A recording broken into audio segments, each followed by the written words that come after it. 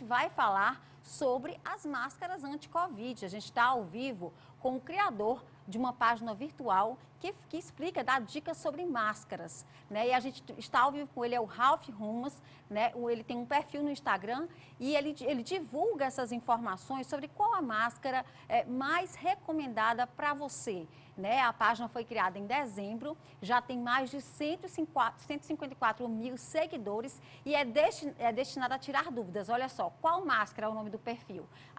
@qual máscara. Você vai lá, pode seguir e acompanhar. E eles fazem, o Bruno, aliás, o Rafael, junto com a parceira dele, não é isso? Eles fazem essa página, a Bia, e eles fazem tirando essas dúvidas sobre medidas que você pode tomar, principalmente relacionadas ao uso do acessório. Eu vou agora ao vivo para conversar com ele está diretamente do Rio de Janeiro. Olá, Rafael, tudo bem?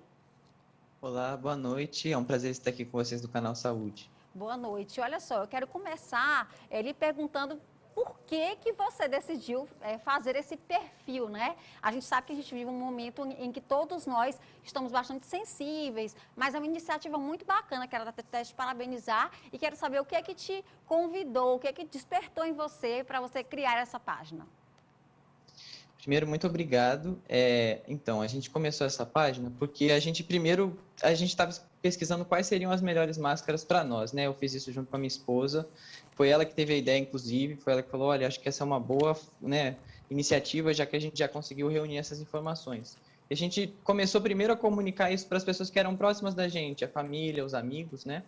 E aí a gente viu que se a gente adotasse uma linguagem mais acessível, que, né, fosse fácil de entender, que fosse visual, que, né, estivesse nas mídias sociais, talvez essa informação conseguisse circular melhor. E aí a Bia, de alguma forma, já começou a falar disso no perfil pessoal dela, antes da gente chegar na conclusão mesmo de criar o Pau Máscara, né? E aí, quando ela chegou num ponto, assim, de que ela fazia um story simples sobre o assunto e ela recebia um número de perguntas muito grande. Então surgiu mesmo a necessidade de ir para um perfil separado, né, para ela poder ter, enfim, o espaço dela no perfil, né, para ela, enfim, não confundir assuntos, enfim, outras, né, ter um canal focado para isso. E aí a gente começou, né, como vocês falaram, em dezembro, e aí já chegamos nesse ponto aí, foi uma surpresa, graças muito aos seguidores que gostam muito do conteúdo, gostam de compartilhar e estão preocupados com a saúde dos outros, né, que é uma coisa muito importante no momento de hoje. Ralf, agora deixa eu perguntar para você. Desculpa perguntar, você é o quê? Estudante? Já é profissional? O que é que você faz? Eu sou mestrando em comunicação pela UF, Ah, e sim, eu sim. sou graduado em administração pública. A minha Pronto. esposa é doutora em saúde coletiva e é mestranda em divulgação científica também. Pronto, então ela já é uma fonte de conteúdo, né, pelo conhecimento dela. Mas além da Exatamente. sua esposa, da Bia, né, da Beatriz, quais são as outras fontes que vocês buscam para poder passar essa informação correta com credibilidade para os seguidores? Os documentos de referência da OMS e da Anvisa são muito importantes, porque eles basicamente regulam o tipo de equipamento de proteção individual, né? A Anvisa aqui no Brasil e a OMS faz as recomendações sobre máscara e sobre a pandemia de uma forma geral. A gente também procura estudos internacionais, né, sobre a transmissibilidade de aerossóis, que é basicamente um dos grandes temas do perfil, da ventilação, e aí também alguns estudos sobre os efeitos do uso de máscara mesmo. Agora eu quero passar e vou tirar umas dúvidas com você, tá bom? Para os nossos telespectadores, de acordo com postagens que você fez, a nossa produção recolheu essas postagens. E a primeira coisa que eu queria falar com você é sobre a máscara, a N95, a PFF2, né? Alguns países apenas aceitam esse tipo de máscara. No Brasil, não. Inclusive, a gente tem a máscara KN95, que foi distribuída para a saúde pública. Profissionais de saúde utilizam, né? Foram adquiridas pelo Ministério da Saúde. Mas eu queria que você falasse para a gente sobre a importância. Por que países da Europa exigiram a recomendar o uso da N95 ou a PFF2? Então, o que acontece? Para a gente explicar essa resposta, a gente tem que explicar um pouco o que a gente recomenda essa máscara, né? Porque ela é a única que é acessível, ou seja, você consegue acessar, comprar ela num lugar barato e tem bastante distribuição no país, que também é eficiente na filtragem contra os aerossóis. Os aerossóis são partículas muito pequenas que atravessam a trama do tecido de qualquer máscara de tecido, né? Então, elas atravessam com muita facilidade. Já as PFF2 e N95, elas são certificadas para tentar evitar a passagem, né, desses aerossóis pela trama do não tecido da máscara, num determinado ponto que a torna mais ou menos segura. Então, claro que você não pode abusar, simplesmente entrar num ambiente com um monte de gente, aglomerar, né? As outras regras continuam valendo, você pode continuar se infectando com uma PFF2, mas você corre muito menos esse risco. E os Certo. aerossóis, eles se espalham facilmente em lugares fechados. Então, nesses países onde eles obrigaram o uso de N95 PFF2, eles obrigaram nesse tipo de espaço, porque é neles onde se espalha mais os aerossóis.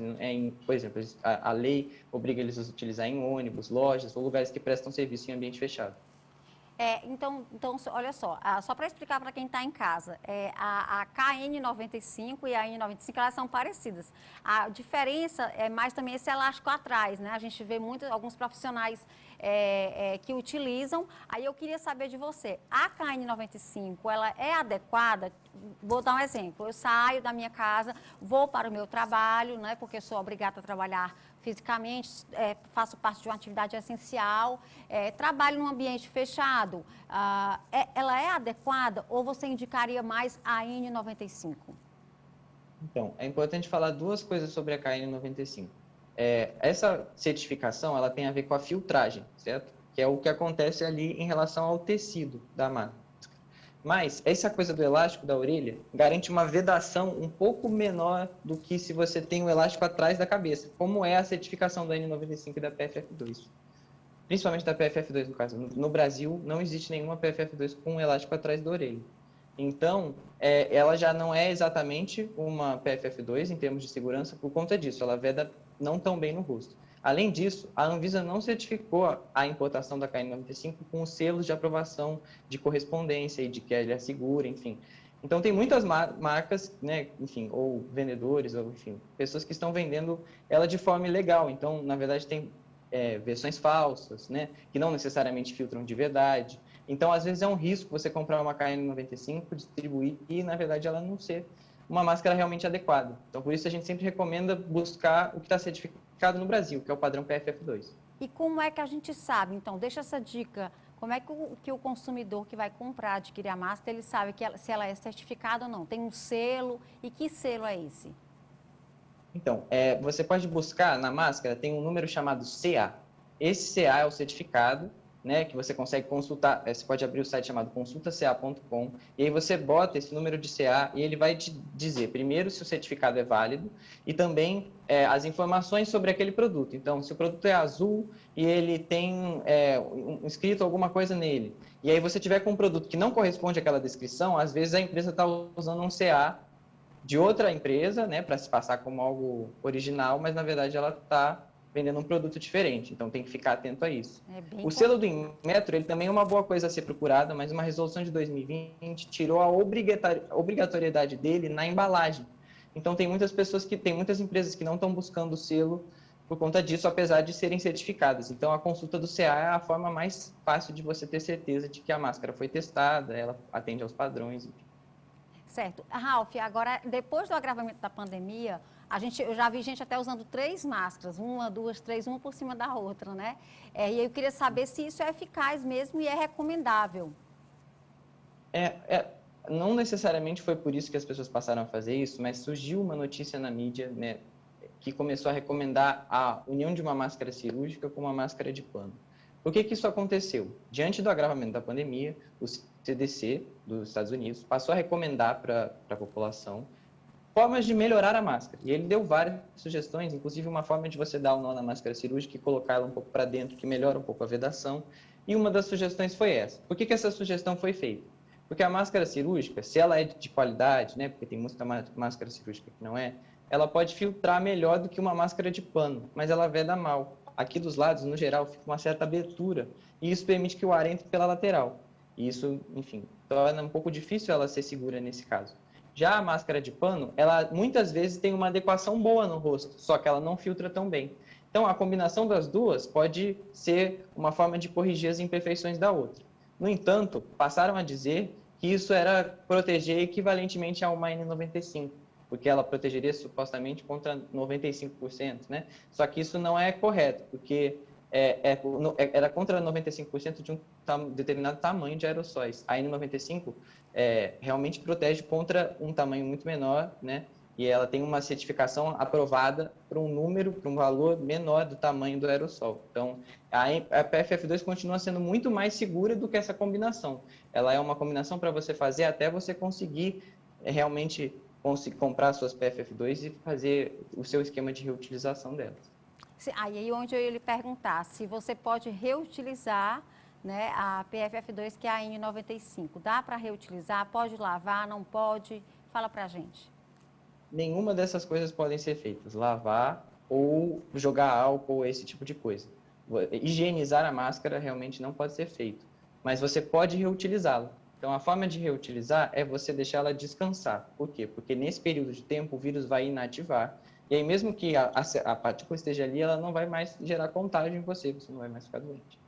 Você pode, se você não tiver conseguido outra máscara, você só tiver uma máscara, se você reutilizar a mesma, você tem que imediatamente lavar a mão, porque você pode entrar em contato com o vírus no tecido da máscara, e aí você pode se contaminar nesse processo. Então, por isso que a gente recomenda os 3 dias, para que não haja contato com esse material possivelmente contaminado. Então, esse é o esquema de reutilização que a gente sugere. Por isso, a gente fala, inclusive, que seria interessante que as pessoas tivessem uma máscara por dia da semana. Assim, elas poderiam usar a máscara por bastante tempo, por pelo menos alguns meses, talvez mais de 2, dependendo do uso que elas tiverem.